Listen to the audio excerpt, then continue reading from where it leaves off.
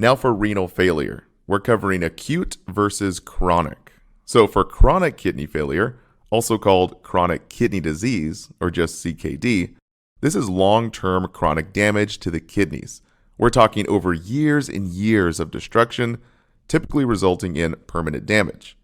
And acute kidney failure, also called acute kidney injury, is that sudden, short-term loss of kidney function, but if not stopped or reversed, it can lead to chronic renal failure. So a Kaplan question asks about acute kidney injury. What is the correct understanding? And the answer is sudden loss of kidney function due to loss of renal system circulation or glomerular or tubular damage. So what's really going on in the body? For pathophysiology and causes, let's cover the acute kidney failure first. In acute kidney failure, it can result from three types. We have pre-renal, that decreased blood flow to the kidney. So the memory trick we use is think of decreasing of prefusion with pre-renal. And then next is intrarenal, that damage inside the renal. Think in the renal for intrarenal. And if the cause is after the renal, that's post-renal. So just think post for past renal. Now let's dig into the specifics here. So for pre-renal, just think of that decreased perfusion for pre-renal. Oxygen-rich blood flow can't get to the kidneys. This decreased blood flow means decreased oxygen. So remember, oxygen is the money of the body. No money, no honey. No oxygen and the body goes broke and dies. Kind of like the kidney is suffocating to death. Now, this is typically caused by obstruction or vessel occlusion, where we have a blockage of blood flow, which blocks oxygen. Now, this is typically from an emboli or blood clot or even a tumor that blocks perfusion into the kidneys. Another cause is from low blood pressure, that low perfusion with pre-renal. Like patients with shock, hypovolemia from that major blood loss or volume loss, resulting in dehydration, which results in decreased MAP, that mean arterial pressure. Fancy words for low blood pressure, meaning low perfusion, less than 65 MAP for mean arterial pressure. Lastly, low cardiac output, we get low perfusion. So just think low cardiac output means low oxygen put out of the heart, resulting in low perfusion to the kidneys. Typically from when the heart can't pump correctly, which decreases blood being pumped out of the heart. So we see this with ECG dysrhythmias, with those funky beats, and even clients in heart failure, which is a little bit tricky, so listen close. Even though we may have high blood pressure with heart failure clients, the big problem is low cardiac output. We get low volume of oxygen-rich blood out of the heart. This results in less perfusion and less oxygen to the kidneys. Next, we have intrarenal, that direct damage inside the kidney itself. Again, think intrarenal for inside the renal. Now, this is far more serious because it's more intense with intrarenal. Now, it's also referred to as ATN, acute tubular necrosis. So just think ATN requires immediate attention.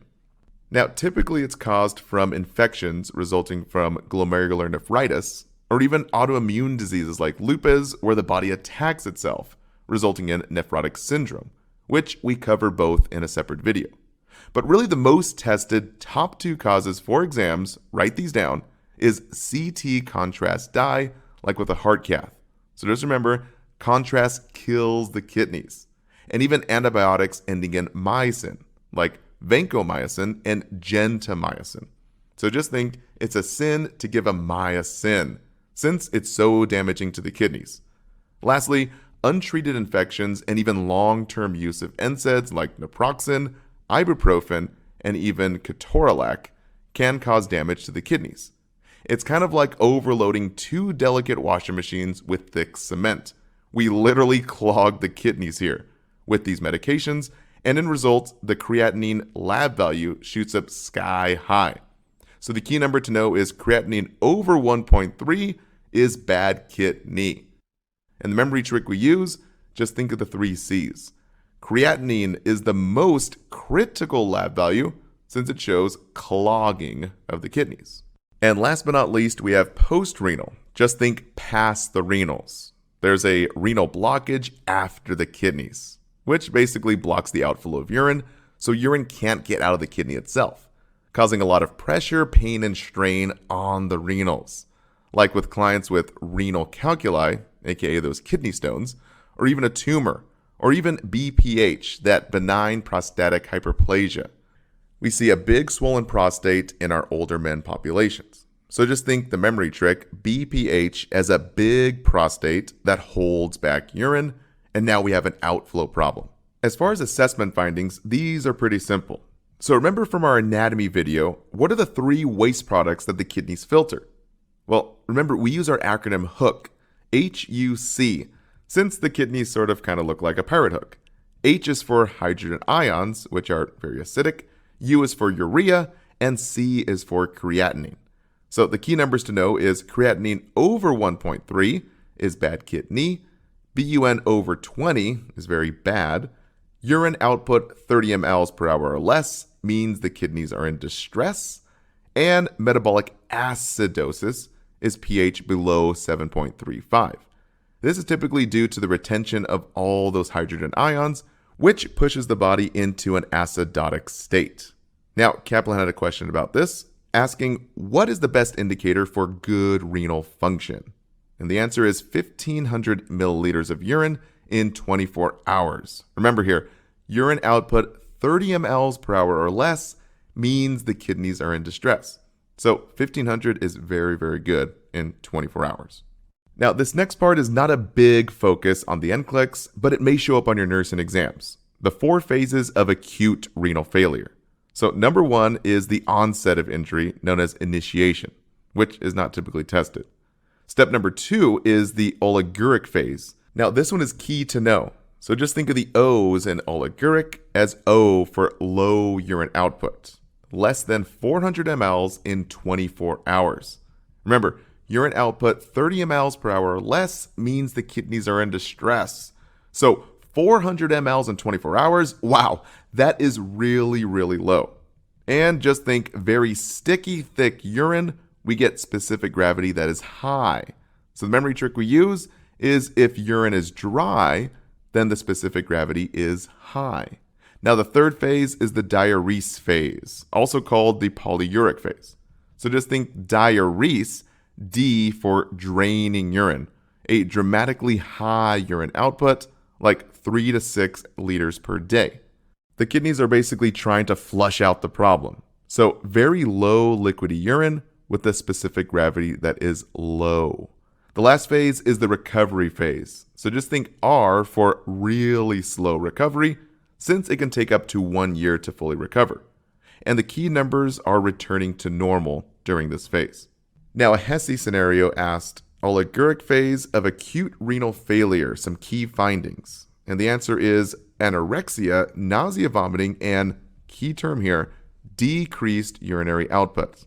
So just think low urinary output with oliguric phase. Now, the treatments are pretty simple here. The main goal is to prevent major kidney damage, and we do this by flushing the kidneys with a fluid bolus, or diuretics. We're basically trying to push the kidneys from oliguric phase into the diuresis phase. So HESI mentions a patient reports a loss of appetite, severe headache and lethargy, and dry mucous membranes with key terms here. Urinary output 300 mLs in 24 hours, that is really, really low.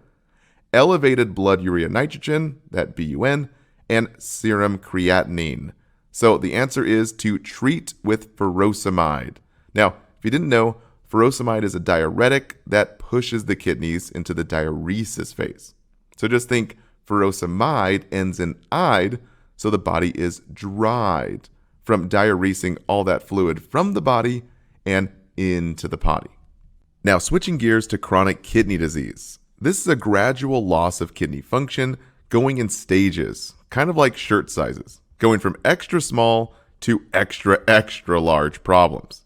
Now, we have 5 stages of CKD based on the GFR, the glomerular filtration rate, stating how much blood can be washed by the kidneys in each minute. specifically inside these little washing machine bubbles called the glomerulus. Now, key term, write this down, over 90 mLs per minute is considered normal. As you can see here, as the GFR gets less and less, this means the kidneys are in distress. This means that less and less blood is being washed, resulting in the blood filling up with waste and excess fluid and way too many electrolytes. Now, this is no laughing matter because the kidneys are in distress here. But here's the key point. The 5 stages are not really tested on the NCLEX, but it can be on your nursing exams. So really focus on the stages 4 and 5 here, since it means that the end stage of this renal disease is getting really bad. Here the kidneys are failing, basically failing to filter the blood with this low glomerular filtration rate, that low GFR. So stage 4, we have 29 to 15 GFR, and stage 5, this is the worst, 15 or less GFR. This is considered end-stage renal disease. Now, the kidneys are basically dead in this stage. There's no way to bring the kidneys back to life, so we typically have to do a kidney transplant and put our patients on dialysis in the meantime. Now, dialysis is that machine version of the kidneys that are used to wash the blood, which we covered in a separate video. Now, let's cover the causes of chronic renal failure. The first cause is older age. Geriatrics typically lose 10% of renal function each decade. Technically, older age just leads to physiological decrease of renal function and not renal failure specifically, but you get the idea here. Now, the most tested causes for chronic renal failure is from long-term years and years of chronic damage. So please write this down. You have to know that uncontrolled diabetes from uncontrolled high sugar is a major cause, as well as uncontrolled hypertension from that uncontrolled high blood pressure, and even unchecked autoimmune diseases where the body attacks the kidney. So to help you paint the picture better here, just think of a patient with diabetes who has uncontrolled hyperglycemia for years. Just think of all this thick, syrupy blood like sugary maple syrup being poured into the body. It's like mud inside the delicate kidneys, specifically inside the delicate glomeruli. What do you think it's going to do to the kidneys here? Do you think it's going to destroy them? Well, yes, it's like thick cement being poured into a delicate washing machine, which eventually kills the kidneys, resulting in renal failure. Or what about a patient with years and years of uncontrolled high blood pressure? Think about all that pressure coming from the heart and just pounding against these poor little blood vessels inside the kidneys, eventually scarring and hardening those glomeruli, leading to less blood flow and resulting in kidney failure. That's why it's so important to educate your clients to control their sugar and high blood pressure. Lastly, other main causes include infection causing glomerulonephritis, acute renal failure that worsens and progresses into chronic kidney disease, and even polycystic kidney disease, where cysts develop inside the kidneys themselves. Hesse mentioned this, asking about polycystic kidney disease, indicating that the client is at risk for end-stage renal disease. Now, whatever the cause, the diagnostics are typically the same here. So, creatinine, our number one kidney lab, remember, over 1.3 means bad kidney. Again, think of the C's. C for creatinine, C for critical lab value. So a key term to know is creatinine clearance test. This measures how much creatinine waste is being cleared from the body and into the body. Specifically, how well the glomerular filtration rate is working to wash the waste out of the blood. The test requires both a urine specimen and a blood specimen in 24 hours. So the key points to write down and to know for your exams is 24-hour collection of all urine in a container. And we put it on ice to keep it cold. And another key point is you discard the first urine specimen when the test begins. Write that down. It's always a test question. Now, don't let the NCLEX trick you here. We do not need a midstream sample or a sterile container. That's mostly used for UTIs when you're checking for bacteria or infection. Now, a Hesse question asks, what's the correct understanding of creatinine clearance test? And the answer is to save all the urine samples in a container for a designated period after discarding the first urine. So you kind of see how those two key points are tied in there. Now, switching gears to signs and symptoms, just think about the patho here. You have broken washer machines, right? So we can't wash the blood from waste or excess electrolytes and even fluid. But most importantly, we can't get fluid out of the body and into the body. This lack of urine output is called oliguria. So remember the O's for low urine output in oliguria. Very, very low urinary output, like less than 400 mLs per day. So Kaplan mentions a patient with chronic kidney disease, oliguria is expected for low urinary output. Another highly tested area is the critical complications. So just think all this excess fluid and electrolytes are trapped inside the body and can cause dangerously high blood pressure from all that fluid volume overload. Now, dangerously high blood pressure can lead to strokes, heart attacks, and even further kidney damage from that high tension on all the organs. So the first priority is to monitor for hypertensive crisis. Now, the priority key signs to write down, huge NCLEX tip here. So number 1 is headache. Number 2 is nausea and vomiting. And number 3, a really big one here, is change in mental status. Now, these 3 are always priority, requiring immediate assessment. Write these down. We saw them on various question banks. For key term, hypertension crisis. You must report these key signs to the HCP provider immediately. Now, clients can also get multiple other signs revolving around fluid volume overload, including crackles in the lungs, those wet fluid-filled lungs, JVD, that jugular vein distension, as well as bounding pulses from that fluid volume excess. But these do not take priority over hypertension crisis, so you must know that for your exams and ultimately the NCLEX. Another sign is anemia, those low RBCs, red blood cells. Since the kidneys release erythropoietin, which is that hormone that stimulates bone marrow to produce red blood cells, which helps carry oxygen around the body. But typically that's expected to know and not tested. Now, what is tested is excess waste and electrolytes in the blood due to these broken washer machines. So for waste, we have hydrogen ions. Just think acid when you see hydrogen ions. We get metabolic acidosis with a pH below, key number here, 7.35, due to the retention of all those hydrogen ions. And we also see urea, since it can't get out of the body and into the potty, which eventually develops into uremic frost, those crystallized urea deposits on the skin. Basically, white frost causing pruritus, that itchy skin. But again, these are normal and to be expected and not priority over hypertension crisis. Remember, those headaches, nausea and vomiting, and change in mental status are all priority here, so don't get it twisted. Now for the electrolyte values, these are always exam favorites, so be sure to write these down. Sodium is high, over 145. Just think high sodium, we get high swelling, which can lead to hypertension crisis. Phosphorus is high, over 4.5, which leads to decreases in our calcium, leading to osteoporosis, those porous, weak bones, making a huge risk for fractures. Now, the big critical one here is potassium that is high, over 5.0. Now, this is the most important number 1 electrolyte on the NCLEX and nursing exams since it pumps the heart. So the memory trick we use is the 3 P's. Just think P for potassium is P priority since it pumps the heart muscles. So with high potassium over 5.0, we get high pumps of the heart, resulting in peak T waves and ST elevations from high pumps. So key terms to know.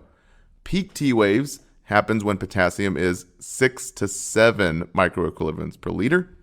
ST elevation happens when potassium is between 7 to 8. And wide QRS complexes is a late sign, over 8. Basically, the heart is cramping up from too much potassium, Too much high pumps makes a very tight heart that is just basically cramping all up. You have to think that the heart's a muscle, right?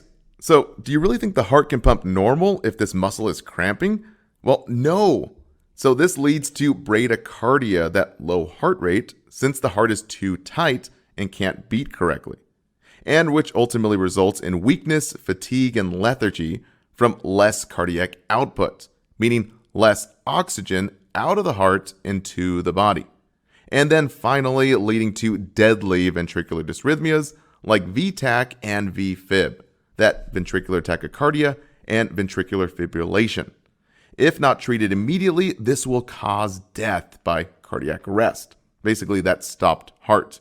So that's why potassium is priority on the NCLEX and nursing exams, since it pumps those heart muscles. Now, Kaplan had a scenario asking a client with kidney disease is very weak, lethargic, and bradycardic, asking for a suspected finding for this patient. So the key term here is kidney disease, that is weak, lethargic, and bradycardic, that low heart rate. So you have to automatically prioritize and think about potassium here. So potassium 8.5 is the lab value to be suspected. Now, in terms of treatments, the long-term solution is to wash the blood with dialysis, but this can take some time to set up. So the immediate priority solution and treatment is to lower the potassium and protect the heart from deadly dysrhythmias. We do this with drugs in a very specific order. So write this down for priority treatment. Number 1 is IV calcium gluconate. For the key term, write this down, dysrhythmias. Just think gluconates helps to glue down those crazy heart muscles, preventing deadly dysrhythmias like wide QRS complexes, which will eventually progress into deadly VTach and VFib. We must glue down those heart muscles with calcium gluconate. Now, if the key term of dysrhythmias is not involved in the question, then we progress to number 2, which is IV 50% dextrose and regular insulin. This helps to lower the potassium. So just think insulin puts sugar and potassium into the cell, out of the blood and into the cell, which lowers blood serum potassium. Most effective way to lower blood potassium very quickly. But insulin also lowers blood glucose too, basically that blood sugar. So that's why we also give dextrose to help prevent that low blood sugar, that hypoglycemia. Now, don't let the NCLEX trick you here. What if the key term dysrhythmias is not in the question? Well, then we progress to option 2, which is just to give the IV dextrose and insulin first to lower that high potassium. And lastly, 3 and 4, we can also give K-exolate, that polystyrene sulfonate, as well as dialysis. But again, these typically take longer to lower potassium, so that's why we put them last here on the list, because they take a longer time. Now for the top 2 missed NCLEX questions. So question number 1. A patient with chronic kidney disease missed 3 dialysis sessions. With key terms here, potassium level of 8.1, wide QRS complexes, a heart rate of 58, and lethargy. Which order or prescription should the nurse implement first? So the key term here is high potassium with wide QRS complexes. That key term indicates dysrhythmias. So just think, you have to give calcium gluconate first to glue down those crazy heart muscles and prevent the progression into those deadly heart dysrhythmias. So option number 4, IV calcium gluconate, because the key term was about dysrhythmias and high potassium. Now, question number 2, end-stage renal disease with a potassium of 7.2, a BUN of 35, creatinine of 38, and urinary output of 300 mLs in 24 hours. Which order is priority? So this question says high potassium, right? But nothing about ECG dysrhythmias, or basically heart dysrhythmias. So we need to lower that potassium first with insulin, which puts sugar and potassium into the cell. So option number 1, IV regular insulin and 50% dextrose. Yes, we give this first. Not loop diuretics and not dialysis. This is used later. And definitely not option number 4, the vacation time, even though it's pretty tempting. Now, as far as nursing interventions, generally we check daily weights at the same time every single day. So the key number to know is 1 kilogram equals 1 liter of fluid retained. So we must report any type of fluid retention to the HCP immediately because this can lead to fluid volume overload and hypertension crisis. Now, we also avoid the top drugs that can cause kidney injury, like NSAIDs as mentioned before. So just think N in NSAIDs is N for not good for the entire body. We also avoid milk of magnesia, that antacid, as well as antibiotics, those vancomycin and gentamicin. Remember, it's a sin to give a mycin since it kills the kidneys. As well as CT contrast dye. Remember, contrast kills those kidneys. Just think of that contrast dye like thick cement in those delicate washer machines of the kidneys. Now, as far as procedures, as mentioned before, hemodialysis, which is the machine version of the kidney, is used to wash the blood, but only used for a number of years until a kidney transplant is available. Now, we cover both of these in their own separate videos. Now, as far as patient education, diet is huge. So we must restrict fluid, sodium, and potassium to make sure they don't go even higher inside the blood. And we must consume low phosphorus and low protein in the diet. Now, more specifically for restriction of sodium, just think no sodium here. Think of the S in sodium as S for swelling of the body, leading to edema and fluid retention. So this means no canned or packaged foods. So we're avoiding salad dressings, canned soup, soy sauce, anything that's packaged or canned. And no processed meats. That was highly tested on various question banks. So no cold cuts, no cured meats or steaks or sausages. You get the idea. Next is no potassium, since remember, potassium is priority. Remember, the kidney washer machines are broken here. So keep potassium low since there is no way to get it out of the body. So write this down. Apples are typically the best choice. That's a huge NCLEX tip right there.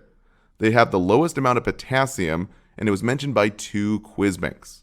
As well as no salt substitutes, another big NCLEX tip. This contains potassium, and it was mentioned by 3 different question banks. And generally speaking, no leafy veggies like spinach, no avocados, carrots, or tomatoes, and no strawberries, oranges, or bananas. These key terms were mentioned various times in many different question banks. So Hesse had a question about best food choice for potassium of 6.5. So that's high potassium over 5.0. And the answer was apple slices or apple juice for their low potassium levels. And the second question, which statement needs further education? And the statement that says, I should reduce my sodium intake by using salt substitutes. No, salt substitutes have high potassium. Lastly, the double lows for the double P's here, low phosphorus and low protein. Just think lower the double P's for the double kidneys.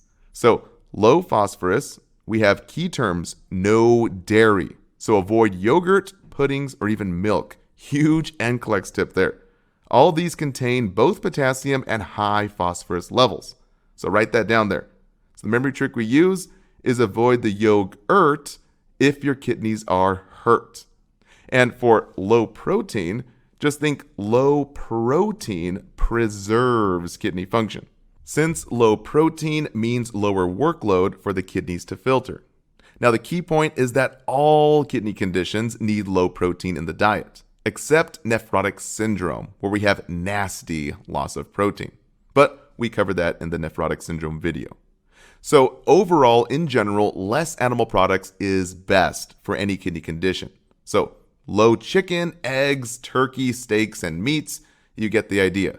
Some also contain high amounts of phosphorus too. So a few Kaplan questions mentioned the rationale for lower protein in the diet, and the answer was to preserve that renal function. So again, remember, low protein preserves that renal function. And the second question we'll be doing in an English accent. Teaching about the nutrition has been effective when the client states, the answer was, I will eat red bell peppers and avoid red meats. Yes, this is correct here. So avoid high protein to preserve those kidneys. All right, guys, that wraps it up. Thanks so much for watching to the end.